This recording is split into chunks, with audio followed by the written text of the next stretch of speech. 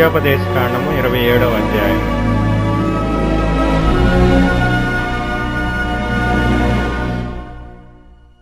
మోషేయు ఇశ్రాయేలీల పెద్దలను ప్రజలతో ఇట్లనిరి, నేడు నేను మీకు విధించుచున్న ధర్మమును మీరాచరింపవలెను.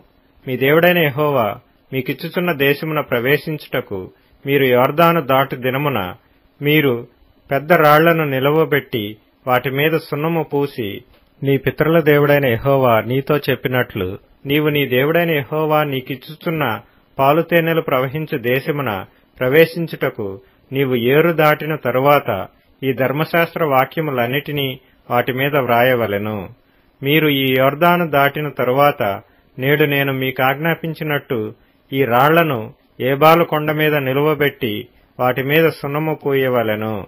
అక్కడ నీ దేవుడైన యెహోవాకు బలిపీఠము కట్టవలెను. ఆ బలిపీఠమును రాళ్లతో కట్టవలెను. వాటి మీద ఇనుప పనిముట్టు పడకూడదు. చెక్కని రాళ్లతో నీ దేవుడైన యెహోవాకు బలిపీఠమును కట్టి దానిమీద నీ దేవుడైన యెహోవాకు దహన బలులను అర్పింపవలెను. మరియు నీవు సమాధాన బలులను అర్పించి అక్కడ భోజనము చేసి నీ దేవుడైన యెహోవా సన్నిధిని సంతోషింపవలెను. ఈ విధికి సంబంధించిన వాక్యములన్నిటినీ ఆ రాళ్ల మీద బహు విశదముగా వ్రాయవలెను. మరియు మోషేయు యాజకులైన లేవీయులను ఇశ్రాయేలీలందరితో ఇట్లనిరి, ఇశ్రాయేలీయులారా, మీరు ఊరకొని ఆలకించుడి. నేడు మీరు మీ దేవుడైన యెహోవాకు స్వజనమైత్రి గనుక మీ దేవుడైన యెహోవా మాట విని నేడు నేను నీకు ఆజ్ఞాపించు ఆయన కట్టడలను ఆయన ఆజ్ఞలను గైకొనవలెను. ఆ దినమందే మోషే ప్రజలకు ఆజ్ఞాపించినదేమనగా, మీరు యొర్దాను దాటిన తరువాత షిమ్యోను, లేవి, యూదా, ఇస్సాకారు, యోసేపు, బెన్యామీను గోత్రముల వారు ప్రజలను గూర్చి దీవెన వచనములను పలుకుటకై గెరిజీము కొండ మీద నిలువవలెను.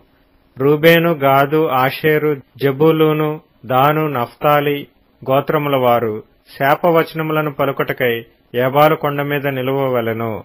అప్పుడు లేవీయులు యెహోవాకు హేయముగా శిల్పి చేతులతో మలచిన విగ్రహమునే గాని పోత విగ్రహమునే గాని చేసి చాటున నుంచువాడు శాపగ్రస్తుడని ఎలుగెత్తి ఇశ్రాయేలీలందరితోనూ చెప్పగా ఆమెన్ అనవలెను.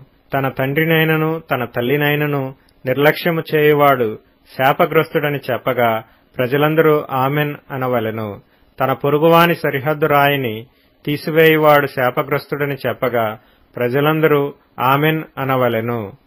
గ్రుడ్డివాని త్రోవను తప్పించువాడు శాపగ్రస్తుడని చెప్పగా ప్రజలందరూ ఆమెన్ అనవలెను. పరదేశికే గాని తండ్రి లేని వానికే గాని విధవరాలికే గాని న్యాయము తప్పి తీర్పు తీర్చువాడు శాపగ్రస్తుడని చెప్పగా ప్రజలందరూ ఆమెన్ అనవలెను. తన తండ్రి భార్యతో శయనించువాడు తన తండ్రి కోకను విప్పినవాడు గనుక వాడు శాపగ్రస్తుడని చెప్పగా ప్రజలందరూ ఆమెన్ అనవలెను. ఏ జంతువుతోనైనను శయనించువాడు శాపగ్రస్తుడని చెప్పగా ప్రజలందరూ ఆమెన్ అనవలెను. తన సహోదరితో అనగా తన తండ్రి కుమార్తెతో గాని తన తల్లి కుమార్తెతో గాని శయనించువాడు శాపగ్రస్తుడని చెప్పగా ప్రజలందరూ ఆమెన్ అనవలెను. తన అత్తతో శయనించువాడు శాపగ్రస్తుడని చెప్పగా ప్రజలందరూ ఆమెన్ అనవలెను. చాటున తన పొరుగువానిని కొట్టువాడు శాపగ్రస్తుడని చెప్పగా ప్రజలందరూ ఆమెన్ అనవలెను. నిర్దోషికి ప్రాణహాని చేయుటకు లంచము పుచ్చుకొనివాడు శాపగ్రస్తుడని చెప్పగా ప్రజలందరూ ఆమెన్ అనవలెను. ఈ విధికి సంబంధించిన వాక్యములను గైకొనక పోవుట వలన వాటిని స్థిరపరచని వాడు శాపగ్రస్తుడని చెప్పగా ప్రజలందరూ ఆమెన్ అనవలెను.